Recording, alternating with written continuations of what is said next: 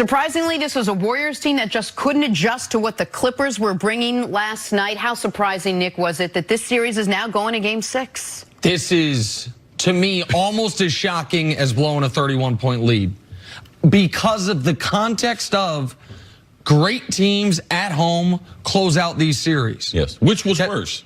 I think Game 2 loss was worse because you lose DeMarcus, and you have the controversy with KD, and there's all of that. But this was, to me, jarring because they lost in a way we never see the Warriors lose. The way the Warriors typically lose is they have two of their top three guys have very cold shooting days, or as Nick has pointed out through the years, man, if you want to, the Warriors have to allow you by being careless with the basketball. They got to give the ball away. Yes. Since Steve Kerr has taken over as a head coach prior to last night, they were 34-3 and 11-0 in the playoffs when they had single-digit turnovers. Now, that doesn't speak to the fact that in 5 years, there had only been 37 games they had single-digit turnovers.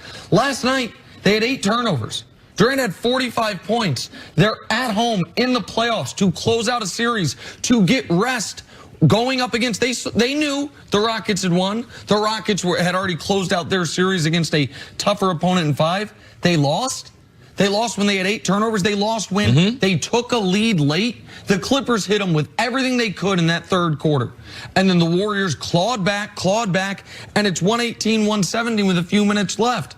And the Clippers are the team that go on a 12-3 run to finish the game. The Clippers are the team that have the unguardable player in Lou Williams. This is incredibly surprising. Since Kevin Durant's been there, this is only the second series they've played that will go to a 6th game. Yeah. They had all been sweeps or gentlemen sweeps, except for the Rockets Western Conference Finals series last year. This team doesn't lose home playoff games until this year. See, prior to this year, here are their home playoff losses. 3 in the finals to Cleveland over the 4 years they played them. 1 to Memphis, their first title year. A home loss to OKC with KD when OKC en route to going up 3-1. And a home loss to the Rockets in the Western Conference Finals last year. They had 6 total home playoff losses under Steve Kerr. They've had 2 in this series to the Clippers.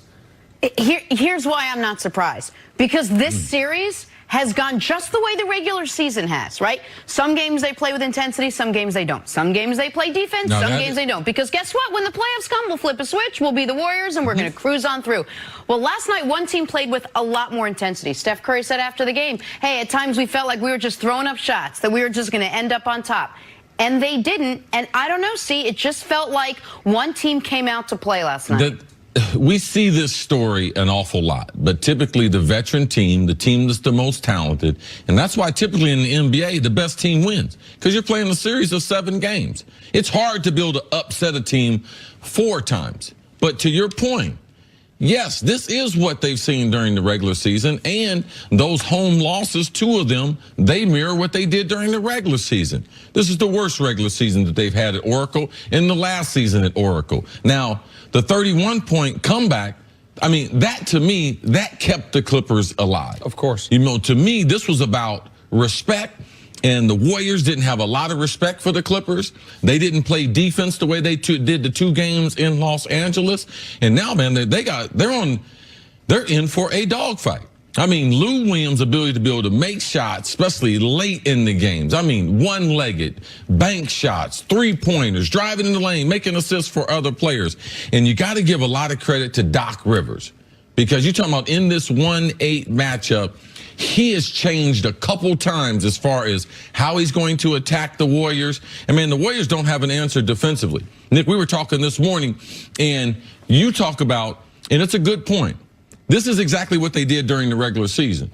But also, this is a Warriors team, Nick, that you point out, that's not as good, and they don't have that trump card being their defense to be able to go to. This is the first time in the 5-year run that they've been on where they don't have a super elite defense. They, at the end of the year, finally ticked into the top 10, where they finished 10th ranked in the NBA in defense.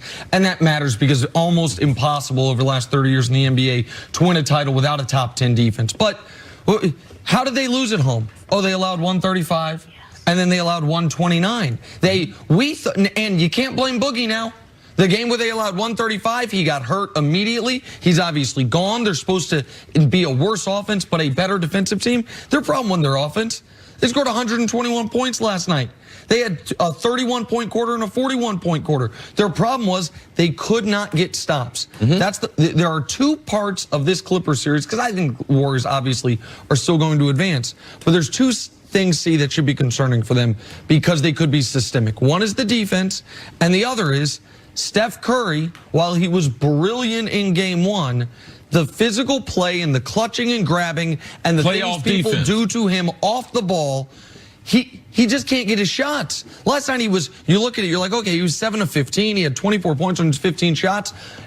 But he couldn't get to his spots. He couldn't get his shots. And this team is different when Steph is going off compared to when KD's going off as he did last night. There's a couple things, too, that I'd like to look at. And I believe that one thing, their defense, you pointed that out, that's what has made them special over this run.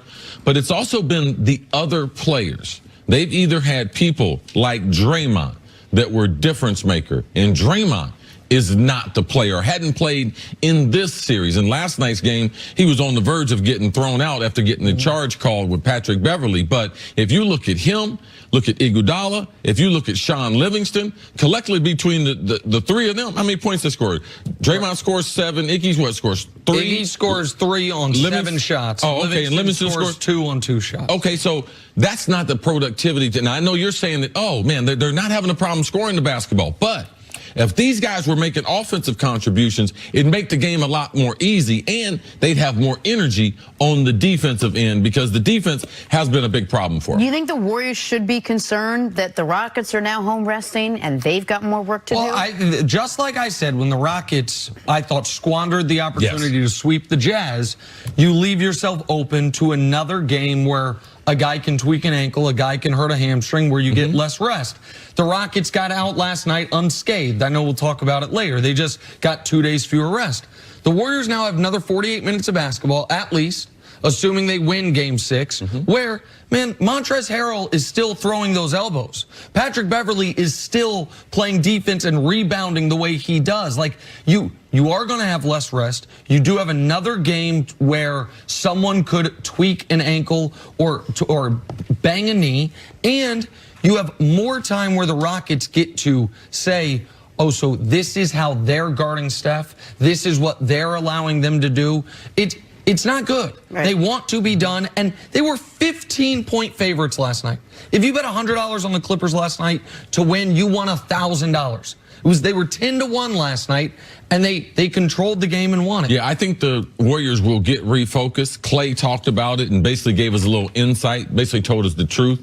We were looking ahead, especially myself. He blamed a lot of it on himself in even talking about the Rocket series. He said that the Rockets are chomping at the bit to get to us. They would love to have another chance at us. So now watch them come back to Los Angeles, be able to get focused. But those couple extra days of preparation, they can make a big difference in round 2. All right, let's take a break. The other big story.